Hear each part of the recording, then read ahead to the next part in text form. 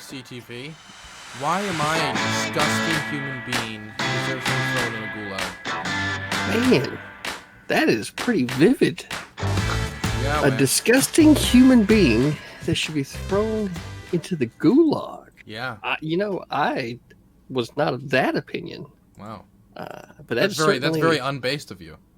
It's a very, well, not of the opinion that is what should happen.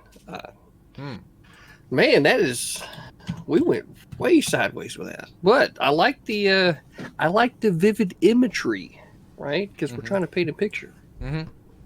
Yeah. I don't think that. I do think, though, that the mask mandate with regard to the perceived good by its nature is hypocritical. Why is it hypocritical? Well, I mean, whenever I go to imagine when government's going to be involved in an issue, I first have to figure out why it is that I want them involved and what the perceived good might be, right? Because, wielding the sword without knowing why it's being wielded and how you wish to have it affect things is irresponsible. So when I look at the mask mandate, like when I compare the COVID numbers, and I'll go ahead and post this in the chat for everybody. Pretty basic stuff. It's just the COVID numbers from the CDC. Last updated December 9th, so it's about 6 days behind. Typical for the government, I think. But you look at 25 to 64, which is where the majority of your workforce is going to be. Out of, 32 and 13 is 45, right? Yep, 45 plus 5 is 40 plus 2, so 42,000 people out of a possible, we'll just do rough math here, 40, 80, 120, 170 million people roughly, right? That is not that many people that have died as a result of COVID. And if we look right beside those numbers to the number of people that have died from all causes, obviously the COVID numbers are dramatically reduced from those. But then I look at the number of people that are on unemployment, the number of people whose livelihoods have been wrecked because of the government's overexertion of power. So the mask mandate is kind of, it's more of like it's a fantasy good idea because the audience or the people that I would assume that the numbers that they're trying to help keep down are 55 and older. Well, the only people that can actually have a meaningful impact in 55 and older's interaction with the rest of society, considering that the rest of the workforce needs to continue moving in order for goods and services to move around the country, is for the people that are associated with those people to be taking those precautions. Whenever they're interacting with them, that's when it becomes really, really important for that older person to be able to stay in their sterile environment or their clean environment, whatever that is, and not have a whole bunch of people trafficking themselves in and out. That's where you can affect the most meaningful change. And that's where, without complete lockdown of everything, and that would include, food and all of these things, that you'd have to probably set up. But the only way that would work is if you completely locked everything down to be able to stop that. And that's what they tried to do to begin with.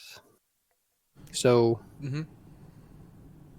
So for me personally, I know that the death number, when you look at all deaths, period, while yes, it is, if you look at all the causes of deaths combined together, then it is true that that is more, but that's also like a weird, unfair standard to apply to one pandemic or disease. Like, of course, it's not going to trump all the other diseases combined and deaths combined together. But COVID has killed a quarter of a million to 300. I mean, a quarter of a million to 300,000 people, which is a significant amount of people to be taken by a pandemic. It's more than we lost in most of the wars that we fought. More people have died in the pandemic. I do think it is a significant number, and it's only set to rise going forward because currently we're at another huge COVID spike. Now, when it comes to running of the economy, I do believe that there needs to be some remembrance of the fact that we are in the middle of a recession and that we have an economy that does need to continue functioning. But I do not believe that a mask mandate telling people to wear masks is an undue burden, an extremely excessive burden to place on most businesses. Now, when you talk about the people who you believe are the backbone, which is, the 45s to 54s, the 55s to 64s, the 35s to 44s, 25s to 34s, like the workforce, the general workforce in that area. It is true that they have a lower death rate than the people who are 65 to 74, 75 to 84, even if the low upper echelons of that are still in the 30 to 40,000s. It is also true that we don't truly understand the long-term health effects from catching COVID. Long-term health effects from catching COVID are we really don't know the complete amount of information of the type of damage that it can do to your respiratory system.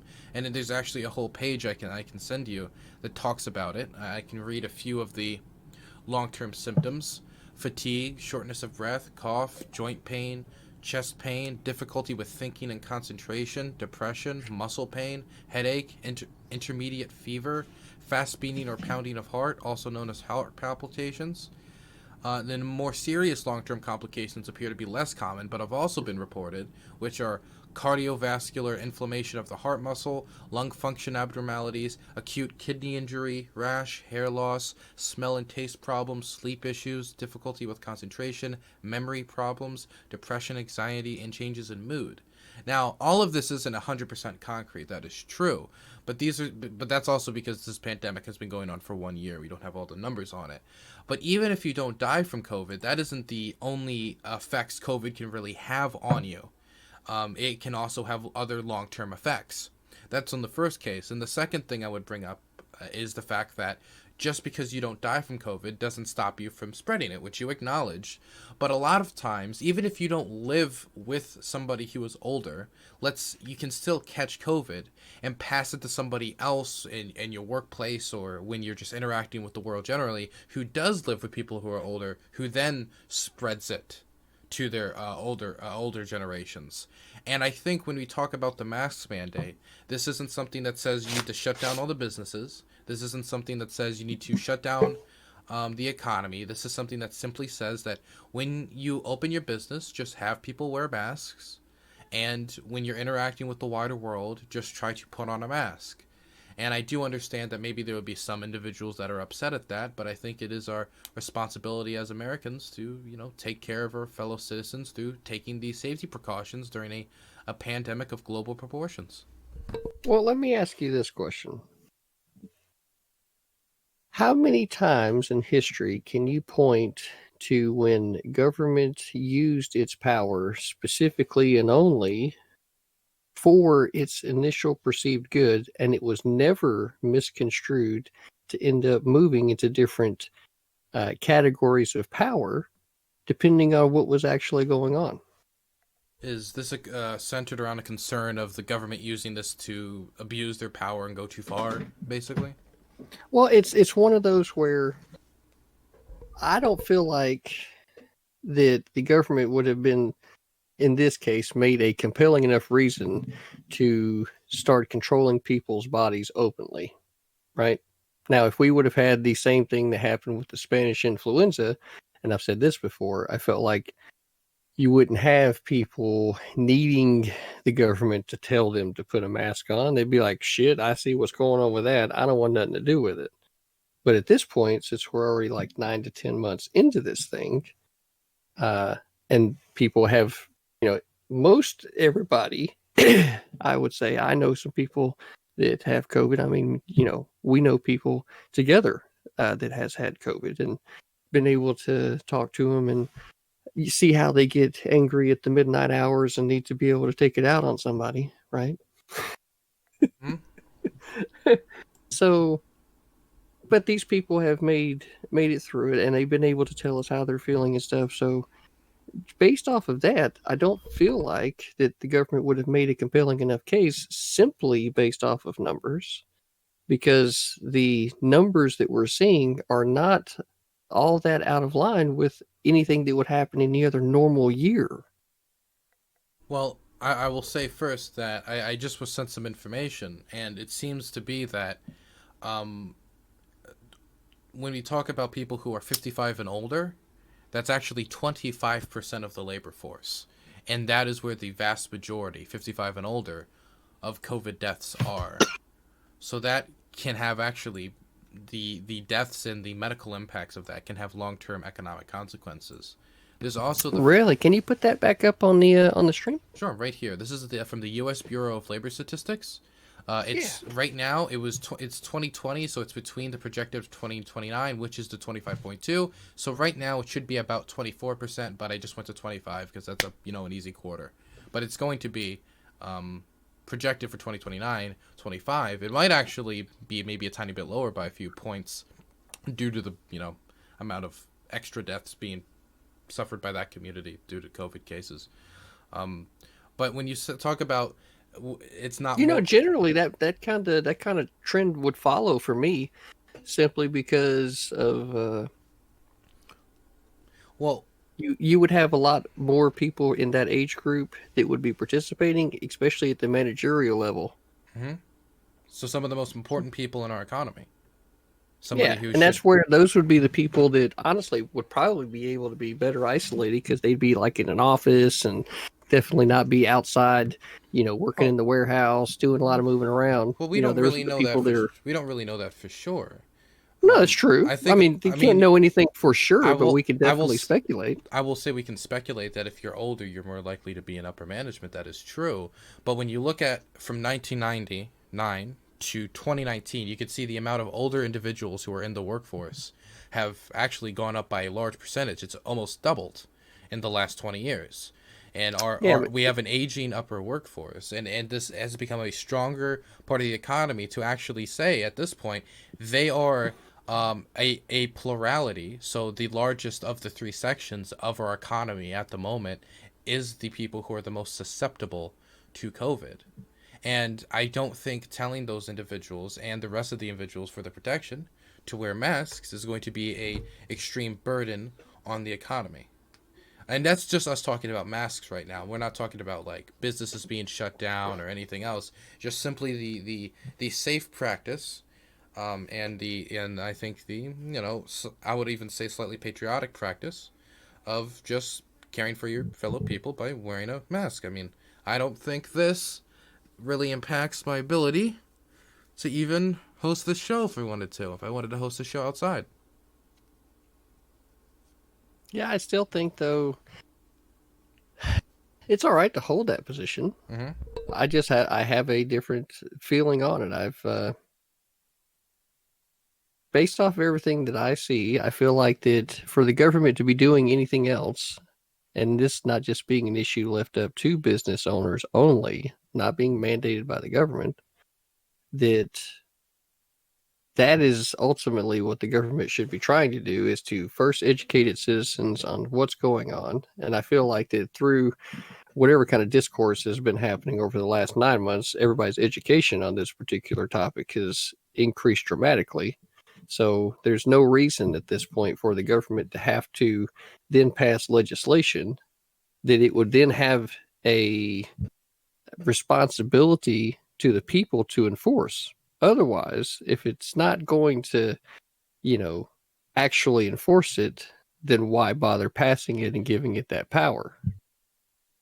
Well, I would say that. Do you believe that? I do believe in the idea of personal freedom. I think it's an extremely important principle for our country. I believe that if somebody wants to marry whoever the hell they want, they can do that because that's their business. If somebody wants to go purchase uh, alcohol or marijuana or any of these things. I think that's their business, right? And I think we probably agree on that. But when it Hmm. comes to things like speeding, the reason why it's no longer their business is because it endangers the health of other people. While I mean, it makes sense that somebody can choose to risk their lives in that way if they want to. What happens is you're also risking the lives of other people. If you're speeding, that's risking my life and my family's life because when you're speeding, there's a higher risk that you end up ramming into somebody that if you do have an accident is going to be much more deadly. Same thing could be applied to seatbelts. That once we started enforcing seatbelts, it saved so many more lives to an unimaginable degree. Even though I do believe people's freedoms are valued, the amount of lives it saved was so obvious, and the impact on people's freedom so little that I felt that it was a worthwhile argument to be made to have this seatbelt mandate. And when it comes, and that's even different than this because seatbelts affect you and the people in your family, while this impacts you, your family, and everybody around you. And not having these mask mandates could mean that these viruses can spread and affect more people. And with that overarching umbrella touching more people overall die, but specifically that 25% of the labor force as well have a much higher death statistic, and they're also, out of the four age groups showed by the Bureau of Labor Statistics, the largest amount of people who are actually part of our workforce. And I don't want to keep talking too much, but I also have something from NPR that talks about how universal mask wearing could save some 130,000 lives in the United States. I'd be willing to send that to you if you wanted.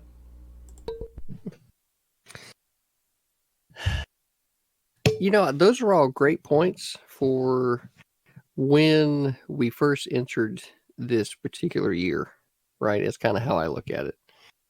Now that we're 9 months, 10 months into this thing, a year now. No, not a year. Well, maybe December. Yeah. Yeah, because the first story broke was right about the time Kobe Bryant died, because that was on the thing. So that was, First cases in China appeared in December 5th, but then it's hit America like 2 months later. yeah. Yeah. So it's like at this point, being almost a full year into this thing, but we'll say, definitely 10 months here in the United States, Hmm. that all of those points are definitely, whenever you're not understanding what's going on, when you're in a time of unknowing, that's when you're trying to look to something or someone to try to help you understand the world around you. And that's where government and education and them being a valid source to be able to look to is very important. That's where also in the beginning, if there would have been better messaging, there might have been better control. But that's all hindsight in 2020. No pun intended. That happened. Okay. Uh, so 10 months into this thing, a government mandate at this point, with the amount of education that's been put out, uh, it's kind of this school of thought here. If you believe that a mask will help and you feel like that's the best way for you to be able to isolate yourself from everybody else, then you should wear a mask. You shouldn't have to have the government tell you to do that. If you feel like that you can maintain your distance from everybody, and so long as they respect your distance as well, which if they're the mask wearing kind of people, they should want to help you maintain that distance as well, then you already have a common language and distance for people to be able to work together on, rather than creating divisive rhetoric that at the point of a gun, or that they would force you to either pay a fine or possibly put you in jail because you didn't want to wear a mask, even though both parties can agree on distance. So I would say that I generally my first problem with this is I don't believe the U.S. education system is nearly as top notch as I would personally want it to be. And I think most people agree with this. Some people would say that's due to teachers' unions. I would disagree. Some people might say that it's due to No Child Left Behind. Others might say it's due to underfunding. But our education system and our amount of media literacy, I don't think is nearly up to par for people just to like have this broad messages thrown at them and for them to just take it. We can see from the prevalence of anti-vaxxers in the modern age, flat earthers, and these hardcore conspiracy theorists, even though they're still in the minority, anti-vaccine has become a much more popular kind of belief system, one that has led to actually spikes in diseases that we had once obliterated from the face of America. I feel like a lot of that just comes down to just most of the anti-vax people I talk to have a problem more with manufacturing than with the idea of a vaccine and how it works. Manufacturing, but you still see the result of this theory, this idea around vax, which has led to more people trying to opt their children out of vaccinations, and has led to a rise in children dying from these diseases that we once thought were eliminated. So even if they think it's manufacturing, or if they think that it's full of some evil government serum that Bill Gates cocked up with 2 chickens and a voodoo spell, I don't know. It is true that this has had a monstrable impact on the health of children in places across this country, and this even with education and the vast majority of data and information the government has put out saying take your vaccinations, even with the vast majority of right-wing media pundits saying take your vaccinations, and left-wing media pundits saying take your vaccinations, this has still happened. And so when I look at maybe if we had a more robust system of education that allowed people to cover this in that manner, and to actually like take this information, absorb it, and had the media literacy to know that, oh, this anti-vax thing that said that that vaccinations come from like chopped up like baby pinkies is probably incorrect. Well, obviously. But when there are, things like mercury that are being put into these things, and mercury can't be in your body, it's very bad for it. So just in that one instance, it's kind of like if you can ever find one instance of something happening, then it becomes very evident that it's happening. So now you're trying to figure out as to what nth degree that it is actually happening. And that's where it starts a lot of the conversation for where the vaccines are being manufactured now versus where they have been in the past. And I think that's a pretty valid argument to be had, instead of it just being completely dismissed out the door. So when we look at this, when we say mercury, it isn't just like the mercury we would find in like other products. It's thermosol. I forget how to pronounce it, but it's thermosol, and it's a organic compound which has been used since the 1930s in vaccinations. It has been used for an extremely long time. It has been practiced for almost 100 years to have this compound within vaccinations. If you look at the FDA, it'll explain to you what thermosol is. If you look at the CDC, it will also explain to you what this is. But because they hear the name mercury and they think, what? Mercury in people bad, and they don't know that about the organic compound. It's just that name and that lack of follow-up research, or the lack of research into these sources that would explain this to you, that's led to people hearing words like that, and it scares you. And I think a lot of it's motivated by like maybe they trust their online Facebook posts more than organizations like the CDC, like the FDA, like the WHO.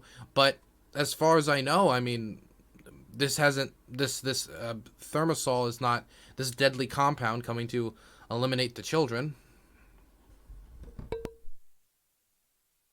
I think this is getting outside the bounds of the conversation when getting the vaccination. Yeah, I mean, it kind of jumped around like tiny bit. Yeah, because whenever I'm trying to remember what the arguments on the other side are, so because my friend who also believes in the flat Earth, right, is one of those people that tell me what their side of the things are. So when I'm trying to relay this information, sometimes it's hard to put everything together because, frankly, Believe I it. tend to trust doctors, especially when I'm looking at them and I'm like, is this like some, where is this thing manufactured? And they will sit there and explain it to me, which I'm like, that's awesome. That's what I need to know. Those are the things that puts my mind at ease. So, here's something that I have from the CDC. Thimerosal is a mercury-based preservative that has been used for decades in the United States in multi-dose vials containing more than one dose of medicines and vaccines. There is no evidence of harm caused by low doses of thimerosal in vaccines, except for minor reactions like redness and swelling at the specific injection site. However, in July 1999, the public health service agencies like the American Academy of Pediatrics and vaccine manufacturers agreed that thimerosal should be reduced or eliminated in vaccines as a precautionary measure. So it's not that they looked at this and was like, this is a huge medical burden. It was like, there's no real evidence that this is going to do any harm, but we should start moving towards models that don't have it anyway. So, and that was in 1999, and it's been 21 years since then. So it seems that even if your concern was about thimerosal, which has no real evidence to be a huge like medical burden on like the young people that take these vaccines, or anybody who takes these vaccines, really, the vast majority, they're still, even as an industry, generally moving away from it. But that is also something that's not known either. So even if you did have a concern with thimerosal, it's something that they seem to be moving away from. But its purpose is to prevent the growth of bacteria in vaccines, basically. Yeah, we definitely got further away from mask mandate and philosophy. Yeah. To, let's reel it back in. Like I'm not a nurse. I could call my sister. You know what I mean? I got you. So my main thing is when it comes to the mask mandate, but I think it got here because we were talking about how people, even with presented with overwhelming evidence about this is the thing they should do, that there'll still be certain individuals who are like, nah, I don't believe you because Facebook post, or because of something that is inaccurate. I mean, there's people who still deny the Holocaust, right? There are still people who deny events or information that is so undoubtedly true. You have to want to go out of your way to prop it up, right? And so there's people that believe the flat Earth, and I talk to those flat people Earth, too. So I mean, look, as far as I know, the Earth is not flat. From all the information, it could be. I mean, you never know. It could be. They actually have conventions. You know what? Anything that has a convention is probably accurate and correct. Like TwitchCon. Like TwitchCon, yep. I put all my belief systems in TwitchCon, but I don't really believe Twitch is real. I think it's a conspiracy. It's got to be a conspiracy. It's not true. I don't believe poggers. Like that sounds fake as fuck to me. Yeah, I don't know what that is. I don't know what that is either. But when you look at governments that have actually done mask mandates and have followed like medical data and have followed the majority of advice from experts and chose the options which they thought would be safest. When you look at Taiwan, which is a nation of how many people live in Taiwan? Let me figure that out quick. I think it's 3 million. It's much higher. Thailand population.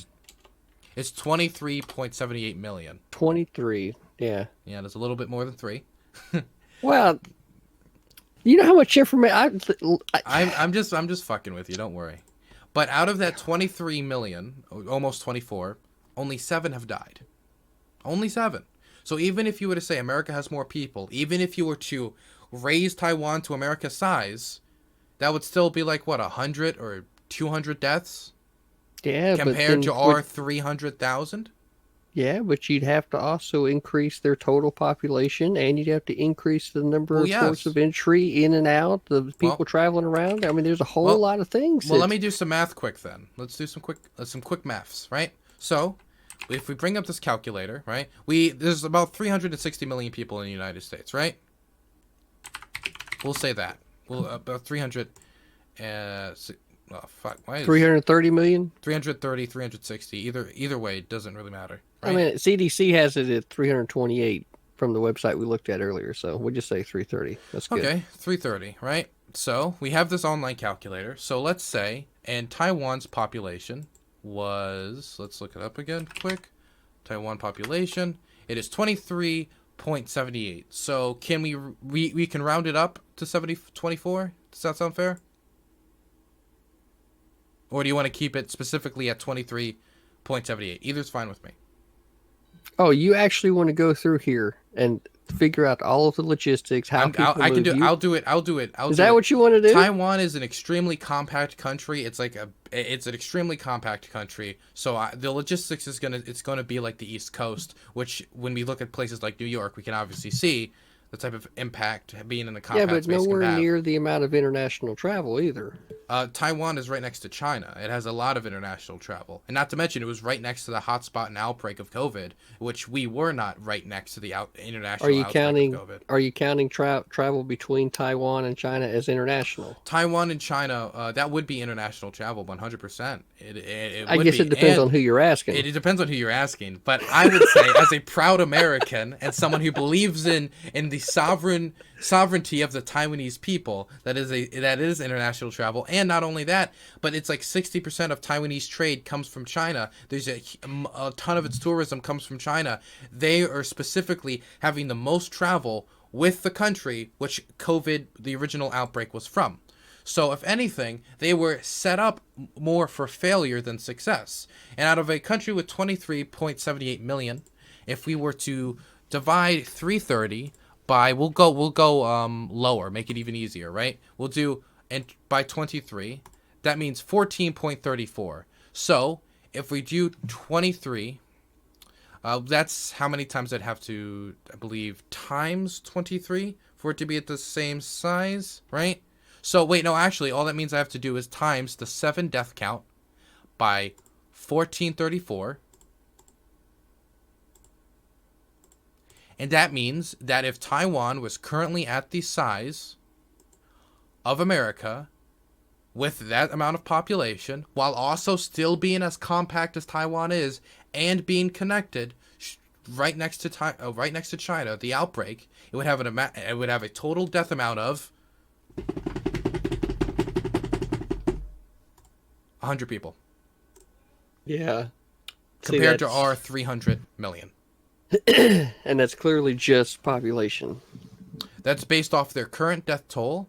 And if we were to expand their population to be as large as ours, also expanding their death toll to be at the same percentage.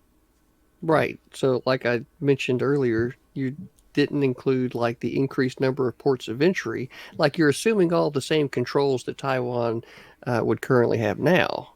Right? That's a big assumption to be able to make whenever you go to try to increase the scale. Well, what I'm trying to make the point here of, right, is and I would say that Taiwan is an island nation, right, which can only get to other nations through ports and through airplanes. So they would probably have a very large amount of ports of entry relative to their size. And they're also directly next to China, the outbreak of the virus, and have the most travel with China, the outbreak of the virus once more. 60% of its trade is with China. So, if anything, this country was set up to fail from the get-go to its location. Same with Vietnam, which has also been quite successful. Yet it has been able to be extremely successful in combating COVID. Even if you were to account for all of this, a death toll of 7 when you're right next to China and most of your travels with China and your extremely compact nation is a huge achievement. And they have been lauded by the world due to this achievement, even though they didn't have a lot of the assistance they should have gotten from the WHO, because China, has done their most to put their pressure on them from getting assistance from the WHO. And the reason they were able to succeed was due to Tsai Ing-wen, the leader of Taiwan, listening to experts, having medical experts head their response teams, and having, for example, a mask mandate. And this mask mandate is a lot more aggressive than our current mask mandates. And it has been a smashing success. And I'm not claiming that we have handled COVID the worst out of any government on earth. But I am saying that there is most certainly room for improvement. And one of those areas for improvement is listening to experts on the issue of masks and making sure that our people follow this guideline, because maybe not for the safety of them, because it's their body, and if they want to disregard their own safety in this category, that's the case. That's fine. But masks are not meant for that. Masks are meant to protect other people. It's meant to stop you, if you do catch it and you're asymptomatic, from spreading it to other people. So this is a thing of general public safety, and trying to protect that general public safety, which the Taiwanese realized. They enforced laws to correlate with that, and have seen massive success. I'm so glad that you brought up Taiwan, though. I love Very, talking very, about Taiwan. very happy that you brought up Taiwan, because Taiwan, I would say, is one of those examples of a peoples that have a better education system, as far as being able to educate their people to the way they would like them to be educated, so that they understand what's going on with their government, for one, right? That's where me and you would both probably agree that the American system does a good job of teaching everybody to look to the federal government to solve a lot of its problems, rather than looking to the state. So with that being said, yeah. a large part of the a large part of the bad response of our government as a whole is a result, I think, of the people not knowing where to look for their guidance. So, at the end, it's like, because the people don't know where to look, and the people that are getting into government, frankly, I don't know if they know it's their job sometimes, because then they're just sitting there with their hands up in the air like, well, what do you want me to do? And it's like, well, you're this fucking person. This is your job title. You should be doing X, Y, and Z, right? I would agree and then with because the messaging gets lost, it confuses the people, and I think that's especially in a situation where we had all of this divisive rhetoric happening before that. That's where I kind of feel like it is kind of a bad example to compare the United States to any other country, simply because we've got a unique set of problems that we've been dealing with here. Well, I would say that some of those problems is our inability to educate our people, or have a populace that trusts experts' opinions on this. That would be one issue, which I would say, to include that, to just say the people have a hard time trusting government. Trusting government generally. So, I mean, I remember in the Million Malaga March seeing people with "Fire Fauci, fire the fraud." That Fauci's like this evil, like, character, like manipulating the president or whatever. This complete just throwing off. And now I've said before, and I'll say again, like, Fauci is not like my god or something, but I do respect the man generally, and I'll at least taken his opinions into consideration. I mean, he's got a lot of years in medicine. There's no reason not to respect that. It's 100% accurate. And when I look at the general disregard for this, we, as much as I do agree that we need to change that perspective on government, we can't do that within the frame of a month, can we? We can't completely revamp the American education system and change all the issues that are making it so people don't just voluntarily all follow all the restrictions and environment and policies. And even Taiwan, which I would say has a much better education system, and there's more trust in government over there, has its own. I would say so. Has its own. I mean, they've had to, with their split with China. They've had to actually develop that as a part of their culture. They have their own problems with fake news as well. They do, but more importantly, even with that, they still had a mask mandate. Even with that broader, more trust of government and the expert opinion, which Tsai Ing-wen picked experts to head her forces, her expert teams to deal with COVID, while Trump picked Mike Pence to head the coronavirus task force, who is not a medical expert. And the one time I recall he's dealt with a medical crisis, he failed to contain an AIDS outbreak in his state. I think I remember seeing that. He was told basically that people were using dirty needles to inject drugs into use drugs, which can cause AIDS. And experts said, so what we should do is a clean needle exchange program. A clean needle exchange program basically is saying, like, we don't like you doing drugs, but we want to make sure that people do it in the safest way possible, because if they're going to do it, we just want to make sure they also don't get the other diseases as well. And Mike Pence said no, because he was like, we don't want to give them the tools to commit this horrific thing to their body, which I understand the psychology behind it, but I disagree with it, and it seemed that it was the case that it was not the right move, because once he denied it, the AIDS outbreak got worse. Then he said he would pray on it, and then he prayed on it, and then after he prayed on it, he said, "Okay, now let's do it." And then after the AIDS outbreak did worse, is when he did it. And so he handled that health crisis very poorly. And so when I see, Taiwan appointing experts who know their stuff in the medical field to head a response force, and we pick Mike Pence to head our coronavirus task force and close it down and then reopen it later when Trump was like, "Oh, we beat COVID," and then had to reopen it later when it was very evident we didn't. It makes me think that this trust of experts extends to the top of our current administration. Why would he pick someone like Mike Pence to head this, who has a? Oh, I'm not here to argue Trump. Yeah, I'm not here to get into all that. Yeah. What I will say is that that. Now I'm trying to figure out where we were at. Mandates Taiwan more successful because I believe stuff like mandates and experts believe in experts.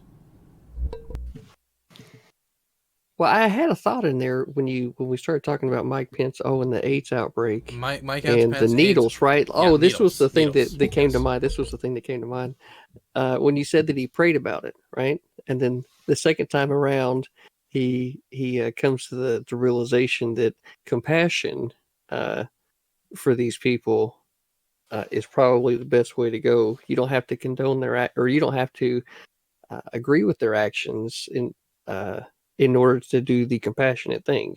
And I wonder if he would have prayed about it to begin with, if God wouldn't have granted him that wisdom to begin with. So I just wish he prayed on it before. Right. When he was told before, like, we should do this, and he should have prayed on it then and not waited till more people died. And then that's where I get hung up talking to conservatives about drugs all the time. It's like in my life, I never did any drugs at all until I was 32 when I smoked weed for the first time. And then once I got used to that idea, once you recovered from the near-death experience of smoking a joint. Did I tell you what my first experience was like? Tell me about it. I'd love to hear it. Okay. Well, I'll try to keep it short. But the short of it is, I'm sitting around a table with some friends, and they were like, "You should try it. There's no reason for you not to. You're in college right now, getting your associate's degree. You're not actually employed in such a way to where they're going to be drug testing you. If you're going to try something, now's the time to try." And I'm like, well, I can't really argue with that logic. So we're sitting around the table. First, they pass around the bowl like 7 times. Or they pass around the bowl and I hit the bowl 7 times. And I wasn't quite sure if I was smoking the bowl right, because at this point in my life, I hadn't smoked a bowl. So then my buddy's friend says, "Well, do you know how to smoke cigarettes?" And I said, "Yeah." He says, "Cool, I'll roll a blunt." So we passed around the blunt, and then I hit the blunt 7 times. And this happened first time up, right? So as I'm sitting there, like, all of a sudden, like, time was the thing that was very relative in this moment, right? Because it was all going like normal, and then it just stopped. And when time stopped, right, I was sitting there and I'm looking at my friends and I'm like, what's going on? Right? So then they're like, they talk to me and I hear, "Hey man, are you all right?" And I look back at them and what I say is, "Yeah, I'm good." But what I heard was, "Yeah, I'm good." Right? So I'm like, "Oh, what the fuck is going on?" And whoo! So first time up, 7 hits on the bowl, 7 hits on the blunt. And my friend ended up, she took me over the couch. I laid down, put some music on, and I was just sitting there listening to music and just trying to chill out because, like, I'm seeing like a kaleidoscope of colors happening in the fucking ceiling and shit. Fucking crazy. And then she says, "Oh, if you start feeling paranoid, it's all right. You're in a safe place." And I wasn't feeling paranoid till you fucking said it, right? So now I'm like, what's going? And then we had some nachos and watched basketball. So Basketball? Yeah, basketball. Basketball. Yeah.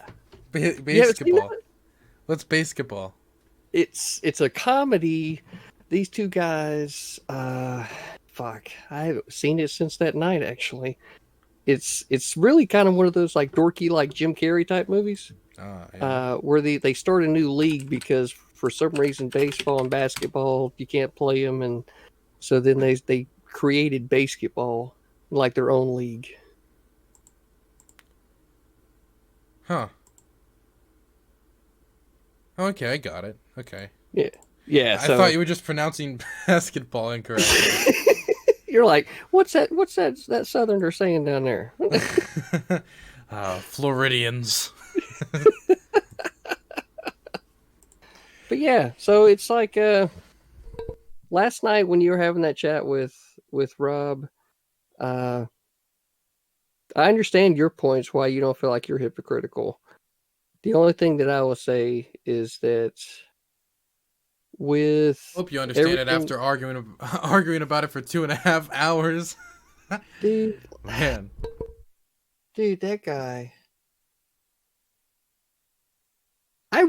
he makes some really good points. He's a very intelligent guy. He just he just comes off like an angry dad. And who the fuck wants to listen to that? hey, well, I you don't know want to what? You listen know to what I it. think it was? I think, now that I know he's expecting, and I'm very hopeful for him. I hope everything goes Yeah, well. Maybe yeah, it's that. Maybe God was like, oh, well, you're expecting. Click. Maybe you never right. know. Could be, man, could be. But I do think that the mandates don't need to be in place simply because civil liberties in this case matter more. The only way that I feel like that there can be any type of help in the communities is for the older people, which are the most vulnerable. Just looking at the CDC's numbers, being able to meaningfully isolate those people from everybody else, because without economy, without money, we end up creating more problems than we solve. It seems to be difficult to meaningfully isolate 25% of the economy. And that's where it becomes problematic just being in a society. Which is why I think the mask makes sense, is because we cannot completely shut it down. Is the same reason why I went to that protest, is because I know our society cannot just completely stop. Now that this has happened, we need to be able to do some things. I just think we should take certain precautions, and I think the government coming along with that idea is not wrong when it comes to outside events, masks, 6 feet apart, having things like things to clean your hand, wiping down equipment if you go to certain businesses where you need to use equipment. It's I don't think these things are a burden that should be too much for many people to bear. I do not think that this right here is the I don't know, like the muzzle that you place upon the dog of the sheep man that you have become America. I think it's just a mask that has been worn by other societies for a much longer time than us. This is something that has been worn to help contain diseases in other countries before. It's been, and this is not like a new practice or a new governmental like control policy. It seems to be because of public health, and for all intents and purposes, we've been presented no evidence to think otherwise than it's for the purpose of public health. And all the countries that have done mask mandates and eventually removed mask mandates, or who have done lockdowns or eventually reversed lockdowns, like New Zealand or other countries, Taiwan or other countries, they haven't used that to go bludgeon other civil liberties. There are certain countries which have a dictatorial record, like China, which have gone too far, most certainly. But when you look at its contemporary Taiwan, its leadership has been praised for its actions on COVID, despite without help from the WHO. I don't put much stock in the WHO at all. Their initial response to COVID was to keep China's economy moving rather than putting the word out. So, WHO is still a multinational organization that can send advisors and be extremely helpful to smaller countries which don't have those resources. Yeah, I mean, I get why they're there. It's just like, but because you know what, I guess it's probably a first world view, right? The United States has our CDC. I'd like to look at something a little bit closer to home. So the World Health Organization, they have other interests other than just ours, and I think that's fair to say. But the I gotta say something quick. sure, You're not gonna believe what's going on in Bastiat's stream right now. what's going on in Bastiat's stream? Tell me what is going on in Bastiat's stream. Let me just bring it up on stream quick. He is currently doing a sponsored stream by Raid Shadow Legends. It seems to be. Yeah, Really? he's sponsored by Raid. Copycat. Following it. Look, he saw the Dylan Burns Wow. TV business model and was like, you know, I got to jump on the train. But I'm happy. I'm happy that the Raid Revolution has taken over more of Twitch. You can see it from his thing in chat. Oh my gosh. Welcome to the Raid Revolution. Welcome to the Raid Revolution, Bastiat. Wow. I can't believe he would, man. I mean, I guess, like, you know, he really is just a dirty capitalist, though. I mean, when I did it, at least I did it with like long, pretty hair. But he's in a suit, so Yeah, that automatically makes him 10 times more evil. Yes. You know, Yeah. he clubs baby seals on the weekends. And he's a fucking lawyer. I mean, You know what you yeah. have? Look, if you have 99 lawyers buried up to their necks in sand, what do you not have? What's that? Enough sand. That's so mean. That's so mean. You want me to tell you where I heard that joke? Where'd you hear that? Pool Hall Junkies. What's Pool Hall Junkies? That was supposed to be Thursday's movie. Oh, snap. Well, it'll be this Thursday's movie. There we go. Yeah. But yeah. For people who don't know, me and CTV actually watch Western movies on every Thursday. And we actually never talk about politics. Never. We just chill. Just chill. We just vibe. But anyway. Mm-hmm. It really just comes down to values. Mm-hmm. I value civil liberties more than government intervention, and that's just a value. Everybody has their own values. It's not to say that one's better than the other. Now, if you do say that yours is better than the other, that's when you become hypocritical by definition. So it just seems to be, right, when we talk about this particular issue, I don't see this mask as an extreme infringement on civil liberties. And I don't see the enforcement of it to be an extreme infringement on civil liberties. Or I think the restricting the gathering of protests, when I look at nations like what China has done in Hong Kong, I think is vastly different. Yeah, but they also view their governments different too. They're more of like a top-down approach, whereas like we're more like there's a rugged individualism to being an American. That is true, but we even with that rugged individualism, we still have seatbelts that are enforced.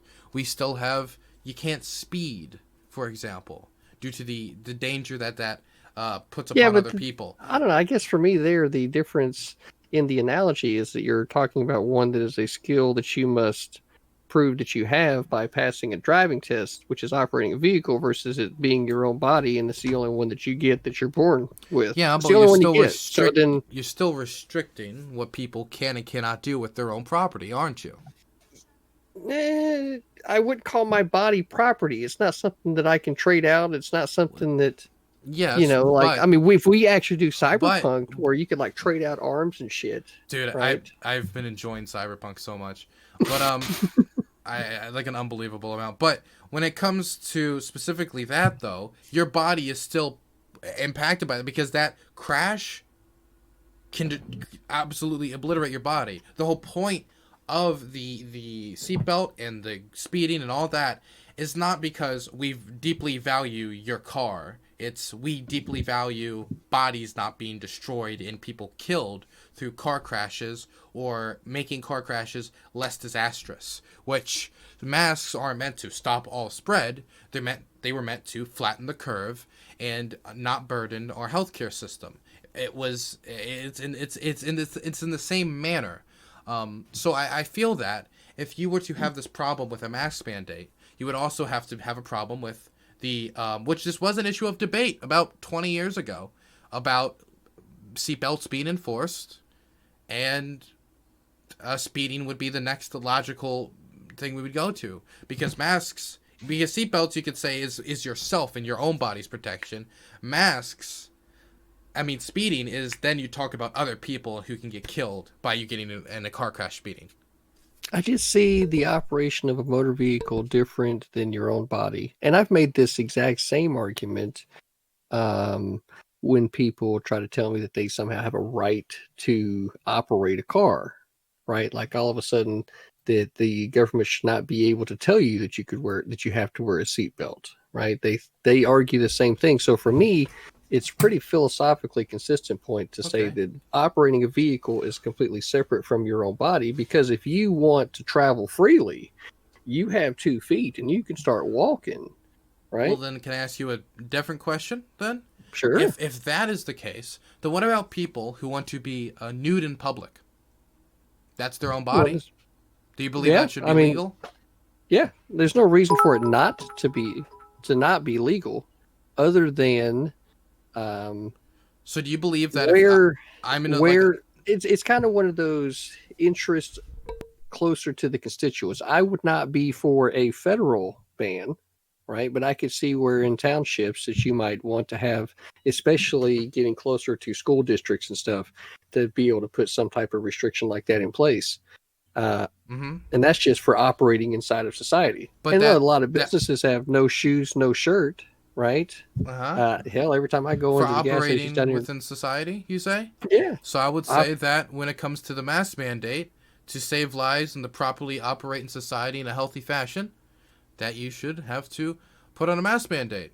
I mean, the thing is, your position is very totalitarian. If it's their body, so they can do whatever. And to an extent, I believe that in a majority of cases. But when it comes to public nudity, and when it comes to pandemics and masks, I would say this is an example of that. Well, I think for us to be able to operate in a society in a time of crisis, a mandate on masks seems to make sense to me. I just don't see the numbers to support that. I mean, you can take the very minimalist approach to the word pandemic and apply it to this. Well, but at least when I was growing up, the word meant something like along the lines of the Spanish influenza, like 60 to 80 million people. That's what a pandemic looks like, right? 130,000 lives being saved by a mask isn't large enough to suggest. Well, every year, 650,000 people die of heart-related illness. Well, but if we added, or every 22 seconds, a veteran commits suicide. Right? So it's like there's always going to be lines, but at the bottom of all of it is civil liberties. So if I am let's say you're the top health expert in the country, right? You're not, but let's pretend you are, right? As you gargle down some soda. I love LARPing. So you are, and they bring you a chart, and they're like 500, and they say 3 million people have died due to all these illnesses and such. All these people have died due to this and this and that, and they're like, overall, and they're like, this new thing has killed an extra 300,000 people, and you're like, well, obviously you need to inquire what the hell that thing is, right? Like, there's this new disease. And if we tell people to put on this armband or this mouth thing, it will save 130,000 lives. Now, when we put it in that context, we're not just...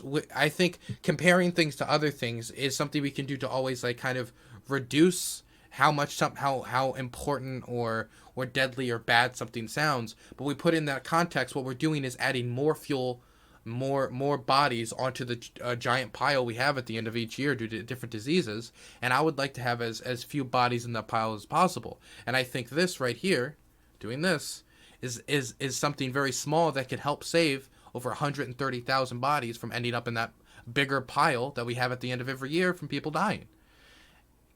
Yeah, and like I said, if this was still month 2, I think that's where a lot of this stuff is very relevant. Well, But in months, this article is from October 24th. and that's for 2 months ago now. That's 2 months ago. But Right? as we can see from this recent spike, it seems to be that COVID is spiking once more. And it seems that as the vaccines slowly get distributed, this would be the time, if ever, that we should have people wearing masks. Well, you got to remember too that as soon as people start getting this vaccine, the number of cases are going to go up because the people that get the vaccine are going to start building antibodies and carrying the virus. So the number of people that are going to get sick is going to go up exponentially.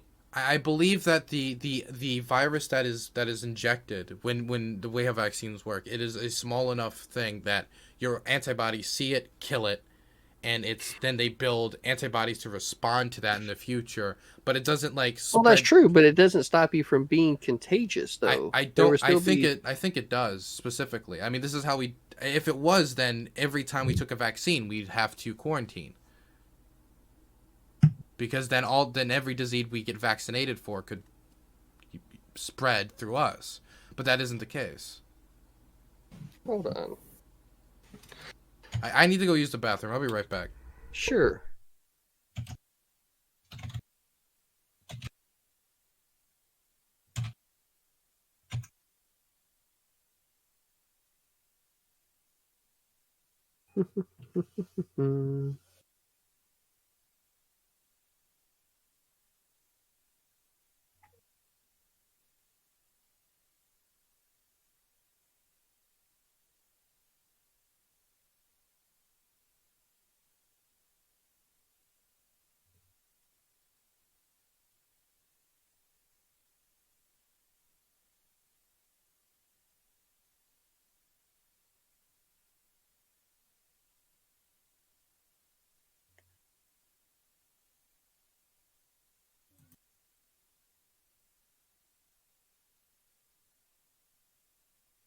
Well, see, y'all, I'm not a virologist. Never claimed to be.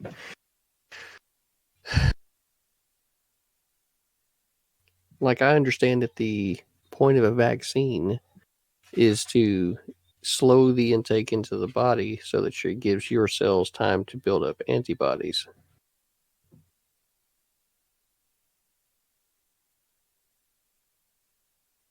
So there could be, but see, I'm having to read through a lot of stuff here. It was my understanding that there would be, it's not like you were not contagious at all, but like that's the point. I mean, that was exactly what George Washington did at Valley Forge whenever he cut the pus off of the measles and then cut people that were healthy and then actually put the pus into the wound.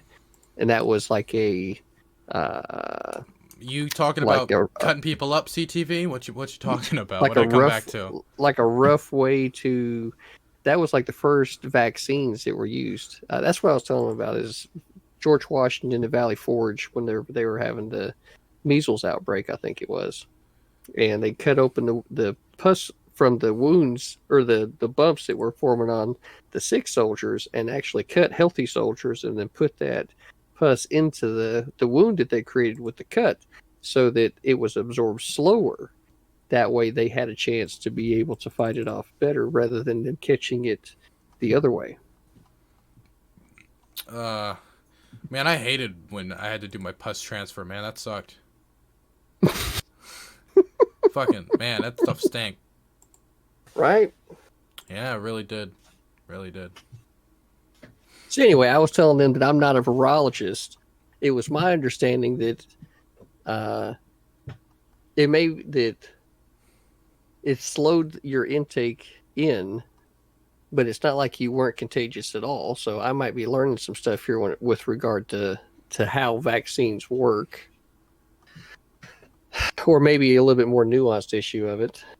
But I didn't think that like you were never contagious at all. That seems, I don't know, counter. I don't know. I mean, like, how could? I mean, I don't think it's that you have a vaccine and you take it and then you have that disease for like a day or two and you can spread it to others. I've never been told by a doctor like, hey, be sure not to hug Granny or you're gonna kill her. I was never told that by a doctor. Will COVID vaccine stop people from spreading virus? Let me look at this.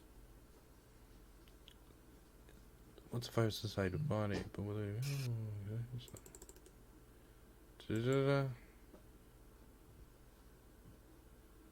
Okay, let's see. Will the COVID vaccine stop you from spreading it to others? Experts don't know yet. The goal of the vaccine is to stop the spread of the disease once the virus is inside the body, but whether an immunized person is no longer contagious is not known yet. Question: would you still be able to transmit coronavirus even after you're immunized? Our experts say conclusively if the vaccine keeps people from passing the virus on. Can't say. Or sources, the process. Okay, so this is a really long article. But I mean, this the one right there just says can't say conclusively, which, you know, I don't know. It just seems kind of common sense when I think about it. Then, like, as you get sick, obviously you're reproducing the virus in some kind of way, right? At a slower rate, but you're still producing it. If you was to cough into somebody's face, right, hog a big loogie and spit it in their mouth, right? Mm-hmm. It's probably got virus cells in there, and you might be able to give them to them that way. That's right. My understanding at the molecular level is that it would still be carrying those cells, the virus cells inside the cells, or the virus strain rather, inside the cell, and it could be transmitted to somebody else in that way. Yeah, I just don't ever know of any instance where people like take the vaccine, right, and therefore now they're transferring the disease to other people in the area because now they have the disease in their body. I've never really heard of that. I've never had to deal with that person. Have you ever been told by a doctor, "Here's your vax, don't hug grandma"? Like I have never. Because if the point of the vaccines is to stop you, if we believe these diseases are as prevalent enough or as dangerous enough to give you a vaccine, right, then it would follow that if you were to have that disease for like a day, then I don't know. I guess maybe it probably is just one of those. Whenever I've gotten vaccines, they said, "Hey, you're probably going to get sick," right? And one of the things I do whenever I get sick is I just avoid other people. So it's just kind of one of those, like, you didn't even have to talk about it type things. Does that make sense? And I mean, unless you're just that asshole that's just, you're sick and you're going. But as far as I know, you don't like get the disease and then you can transfer it to everybody. I mean, as far as I know, I mean, that's never happened to me. I mean, I'm just talking about, I'm not an expert on this, so I there's not really much more I can add besides, like, I have never, like, have been told by a doctor, like, "Here's your vaccination, don't hug grandma." I've never had that told to me.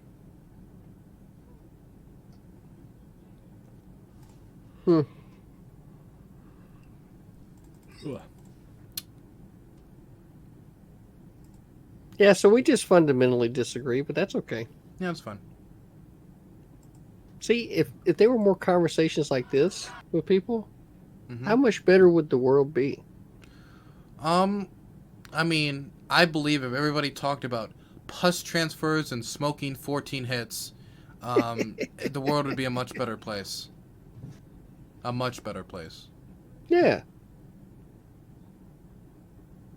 So, I guess for me, it just comes down to civil liberties, man. Well... And it need to be a lot bigger numbers. A lot bigger numbers than 300,000 dead Americans? It'd have to be, man. Well, I believe because the number of people that has become impacted by the loss of their job or the ability to be able to earn money, it is way more people than what has. What about all the people who have been impacted by losing family members to the virus, or the long-term health effects of the virus, or the impact of the 25% section of the economy that's going to be impacted by the loss of people? All of these things got to work together, or the overburdened healthcare system. All of these things have to work together, and at the core of all of it is still our civil liberties. I'm always very, very careful when it comes to any time that I would be agreeing to giving the government power to do something. So that's just where we can disagree. I mean, ultimately, the majority of people that want to get something passed is going to be able to get it passed. It doesn't mean I have to hold that position. I just put on this mask and I got wait, it's coming to me. Bill Gates is God. Bill Gates is God. I mean, is that how this Uh-oh. work? Well, Oh. yeah, just Chad, freedom lover, CTV. I will Hmm. not submit to Bill Gates, but I will happily submit, and I'll ask Bill Gates to take over every American household. Yeah, because whenever it's my time, it's my time. I don't know when that is, but whenever it's going to be, it's going to be, and maybe I get to have a hand in when that's going to be, and maybe I don't. But at the end of all of it, I'm not going to live my life in fear every day of something that's it's either going to do what it's going to do or it's not. Yeah, I mean, when it's your time, it's your time. But I'd rather it not be my grandpa's time yet. I mean, as far as I know, he wanted to retire with his wife. So I'd rather not some maskless imbecile. Not to say that's you, of course. I believe you probably wear a mask. Go like less than 6 feet from him and kill him. You know. I mean, maybe if it's your time, it's your time. But not so many people have that mentality. I mean, if it was simple as that, then we would take no safety precautions whenever. Why aren't you wearing a seatbelt? And why you steering with your head turned sideways, looking at your phone on Instagram? Well, it's when it's my time. It's my time. You know, Right, but you don't want to tempt God. In that instance, though, you just had to assume two levels of control, right? Because if your grandpa, who would be the at-risk population, decides that he wants to go to Walmart, right, without trying to make some other arrangement, because I mean, it's your grandpa. Why don't you be the responsible person that goes and picks up your grandpa's Well, groceries and then allow his home to continue to be sterile so that he's not put at risk? I think honestly, instead of relying on the government, maybe what needs to happen is the communities need to start relying on themselves instead of trying to kick the can to government, which is what I see a lot of problems happen to, well, right? no, Is instead of the individuals taking responsibility for themselves, they just say, oh, well, we need the government to do this, and that will make everything fine. I would say number one that not every grandmother or grandfather or older individual has family members they can rely on in that fashion. If I lived in Colorado and my grandparents live in Maryland, right? Then I can't just go get their groceries every week unless I would have to move in with them and give up my job, my life, my everything to go take care of my grandparents, which not everybody can do. Or some grandparents' kids aren't around whatsoever, and some caring parents' kids are well dead. Um, so let's say my grandparents only gave birth to my mother. My mother's passed away. Then what? Then what do they do? Then who do they rely on? They would have to rely on the kindness and general action of others, including the government, to get them by. And that's besides the fact that even if I am there to help my grandparents, I still have to interact with society. And if we can help slow down and curve this and flatten the curve, then the odds of me while interacting with society before I interact with them lowers the chance of them getting COVID. I mean, even though people did their absolute best not to let COVID touch nursing homes, it still did. Mm-hmm. So that's where, you asked the question, should I have to give up my job and what I'm doing in order to go take care of your grandma, right? I would say that if your grandma meant as much to you as you're proclaiming that she does, and the way that you would want to have government enact its will on all the rest of the people on your behalf for her, just so you can be able to have your job and what you're doing, that in and of itself would be hypocritical. I have to choose between feeding my kids and taking care of my grandmother during a pandemic. It is. Because you would be willing I'd to. rather not make human beings make a decision like that. But here's the thing, the effects of that, and it has been that there have been a lot of other people that have lost their businesses, like restaurants, et cetera, et cetera. They've lost their ability to be able to continue themselves because of the government enacting its will on the people. So there shouldn't be a situation that gets created through government action that ultimately puts this type of disparity on the people, because there have been people that have lost their jobs. Last night was a great example of the passion that can be delivered by somebody who has people in his life that he cares about, right? So, with just saying the statement, or, actually, I don't think you actually hold that belief, but actually holding that belief that you shouldn't have to move across the country to support your grandma because you don't want to lose your job, but it's okay for all these other people to lose their job, that in and of itself would be hypocritical. But So, you don't. But that would be the case if my policy was shut down the businesses, let them all rot, and that's how I'll save my grandmother, and then I'll destroy everybody else's families. But that's not how I want things to go. My right, position is this: 6 feet, sanitized locations, and if possible outdoors. right, but And you also also, for businesses that could not operate in this type of an environment, I believe for the short period, if a lockdown is done, if that does happen, that for the short period of time, there should be a stimulus for these businesses to keep them above water. These small businesses that don't have the large amounts of income that these larger mega corporations have, while they're also still the backbone of our economy. I mean, these businesses have paid taxes into the government. It's time for them to reap the reward of paying that money into the government.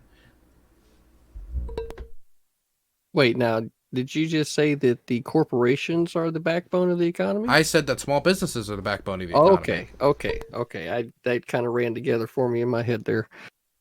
Uh, yeah, you're right that small businesses is the backbone, and it's a lot of these small businesses are the ones that are being affected. Now, I like we said earlier, the way that the government responded to this is not like in the ideal world that I feel like the philosophy of what we're talking about. So there should have been a lot better response from government if it was going to do anything monetarily as far as taking care of these people while they were going through this type of transition. But because there wasn't, to continue to put fines on people or take their business or enact the law upon them because they don't agree with a particular policy, because one of the realities is of just like that gym example, right? The people can go in there and they can work out, they can take showers, and they can take that risk themselves. And so long as their interactions that they have in their life are at a minimal to where they're not, well, hell, most of these people probably like want to think it's all right to go to a protest too. So, you know, like they're just going wherever they want. Clearly, they're active. They're probably like the type of people that are either enlisted in Antifa or Proud Boys, right? Could be either I've one. enlisted in the Antifa. I signed up on the website. Oh, yeah. They got a website now. So it's like, uh, it.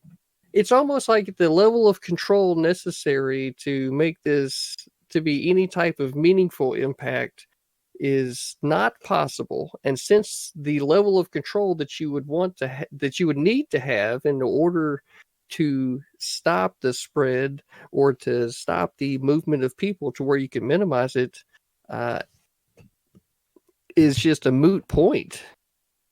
It's just a Taiwan. moot point. So, I mean, and my that's just my response would be showing the other countries like Taiwan, Vietnam, countries are directly close to the original outbreak point, who have handled this very well through the policies that I'm talking about.